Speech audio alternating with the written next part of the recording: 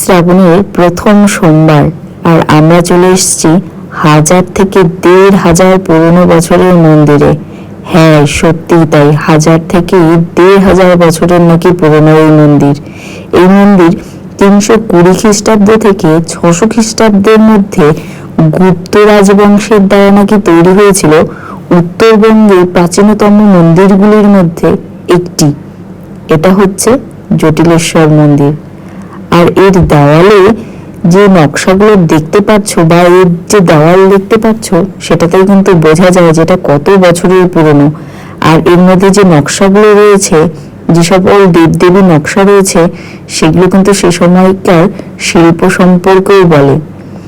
যদিও প্রাচীন মন্দির হলেও পর্যটকের মধ্যে তেমন জনপ্রিয় নয়, তবে উত্তরবঙ্গ মানুষের জন্য কিন্তু বেশ জনপ্রিয় একটা স্থান।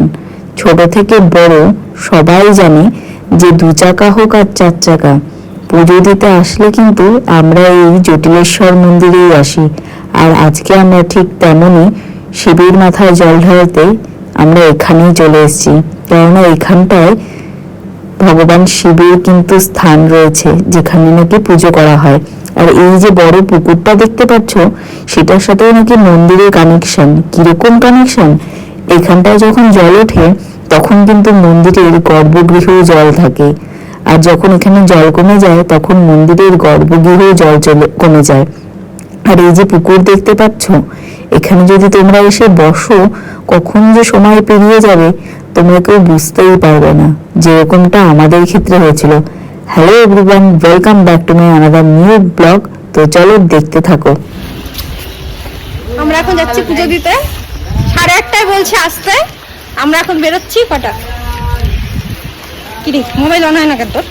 কেন অন হবে না? ব্রাইটনেস কমানো হতো।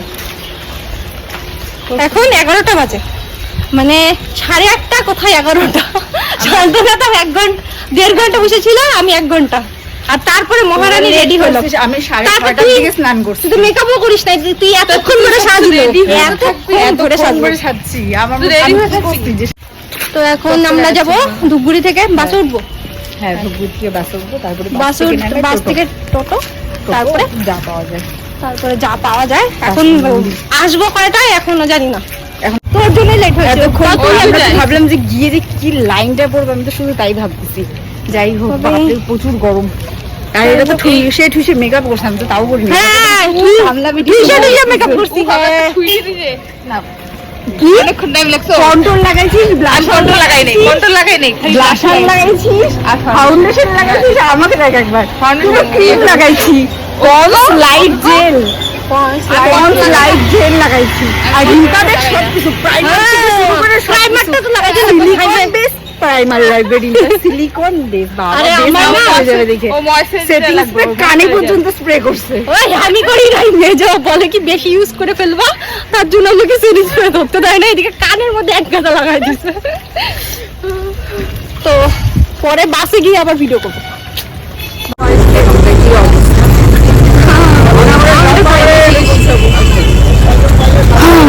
অনেকক্ষণ দাঁড় করিয়ে রাখার পর ফাইনালি বাসটা আমাদের ছাড়লো, আর আমরা এখন চলে এসেছি জলঢাকাতে। যারা ফালাকাটা, ধূপগুড়ি বা রানাঘাট এদিক থেকে আসছো, তারা কিন্তু হুসলুডাঙ্গা যে টোলগেট রয়েছে সেটা পার করে নামবে। আর যারা জলপাইগুড়ি, শিলিগুড়ি, ময়নাগুড়ি হয়ে আসছো, তারা কিন্তু হুসলুডাঙ্গার যে টোলগেট রয়েছে সেটার আগিয়ে, মানে সেটার সামনে নামবে। ডান দিকে রাস্তা চলে যায়, সেখানটায় তোমরা অনেক বাস, টোটো দেখতে পারবে। তো সেখানটায় তোমরা উঠে পড়বে টোটোতে। আর আমরা ওইখান থেকে একটা টোটো নিয়ে নিয়েছি, যেটা আমাদের একদম মন্দিরের গেটেই নামিয়ে দেবে, আর তার জন্য ভাড়া নেবে হচ্ছে 10 টাকা করে। তারপরে এখানটায় মন্দির চত্বরে কিন্তু তোমরা অনেক দোকান পেয়ে যাবে, পুজো দেওয়ার জন্য জিনিসপত্রও পেয়ে যাবে। তো আমরা যেহেতু পুজোর জিনিসপত্র নিয়ে এসেছি বাড়ি থেকে, তার জন্য আমরা কিনলাম না। এরপর আমরা টিকিট কেটে তারপরে ভেতরে এন্ট্রি নিই, আর এন্ট্রি নিতেই প্রথমেই হচ্ছে একটা ঘাট, তারপরে আমরা আর একটা ঘাট পাই, যেটা হচ্ছে দ্বিতীয় ঘাট। সেটা একদম মন্দিরের ঠিক পেছন দিকটাতে, মানে এই যে এইটা, এখান থেকে আমরা এখন ঠাকুরের জন্য জল নেব। তো আমরা জল ঠল নিয়ে তারপরে চলে আসি রাধা গোবিন্দের মন্দিরের বারান্দায়। এখানটায় আমরা যেহেতু বাড়ি থেকে সব জিনিসপত্র নিয়ে এসেছিলাম, তো সেগুলোই আমরা গুছিয়ে নিচ্ছিলাম। সব গুছিয়ে টুছিয়ে তারপরে যাব পুজোর লাইন দিতে। তো আমাদের গোছানো হয়ে গেছে, এরপর আমরা লাইন দেওয়ার জন্য আগাচ্ছিলাম। তো আজকে প্রথম সোমবার হওয়া আন্দাজে অনেকটাই ভিড় কম, মানে সকালের দিকে প্রচুর ভিড় ছিল, তবে এখন দুপুরের বেলা এখন কিন্তু ভিড়টা অনেকটাই পরিমাণে কম। আমরা খুব হালকাভাবেই কিন্তু পূজা দিয়ে দিয়েছিলাম, কেননা ভিড়টা খুব হালকাই ছিল। তারপরে বাদবাকি মন্দিরে পুজো দিয়ে দেন আমরা চলে আসি এই বটগাছে। তারপরে এই বটগাছে নাকি এই কি বলে লাল ধাগা বানলে পরে নাকি সব মানুষের কি পুণ্য হয়। তো তারপরে এখানে পূজা টুজো দিয়ে তারপরে আমরা এখানটা একটা সিটিং এরিয়া ছিল, সেখানটায় এসে কিছুক্ষণ বসলাম। আর এখানটায় এসে এত হাওয়া, মানে কি বলবো, সেটা তোমরা এই আওয়াজটা শুনলেই বুঝতে পারবে যে কতটা পরিমাণে হাওয়া হচ্ছিল। দেন আমরা এখানটা কিছুক্ষণ বসে তারপরে আমরা ভাবি যে পুকুর পাড়ে গিয়ে বসবো। তো তারপরে আমরা সেই পেছনের যে মন্দিরের পেছনের যে ঘাটটা ছিল, সেই ঘাটে গিয়ে আমরা কিছুক্ষণ জলে পা দিয়ে বসেছিলাম। তো আমরা এখন পূজা দিয়ে চলে আসছি, এখন আমরা এসে বসছি ঘাটের পাড়ে। আর ঘাটে এখন আমরা হাওয়া খাচ্ছি। আর দেখো ওয়েদারটা সেরা লাগতেছে, মানে চারিদিকে সেই হাওয়া, একদম শান্ত শিষ্ট পরিবেশ, সঙ্গে সুন্দর আকাশ, সেরা ভিউ নিচ্ছি।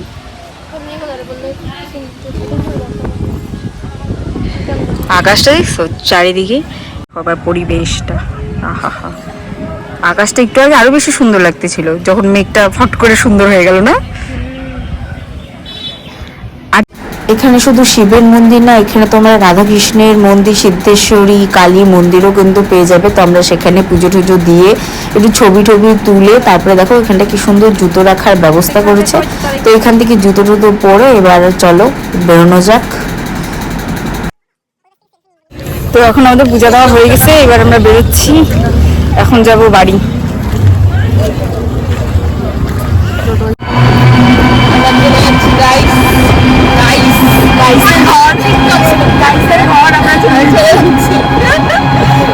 কি খুশি, এখন মিষ্টি দই খাবে, টক দই খাবে, টক দই আর মিষ্টি খাবে, জন্য সেই খুশি।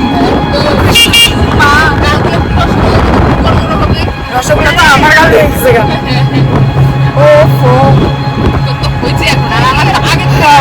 খুবই চোখের অবস্থা খুবই খারাপ হয়ে গেছে, চোখ বসে গেছে না, দিয়ে দেওয়ার পরে ফ্রেশ লাগে। এরপর হুসলুডাঙ্গা বাজারে একটা দোকানে আসি, আর এখান থেকে আমরা মিষ্টি, দই, কোল্ড ড্রিঙ্কস এগুলো খেয়ে তারপরে আমরা আবার কিন্তু বাসে করে বেরিয়ে পড়ি। আর এখন বাজে 3টা, সাড়ে 3টার মতো প্রায়। তো চলো আজকের ভিডিওটা তো এটুকুই, দেখা হচ্ছে নেক্সট ভিডিওতে।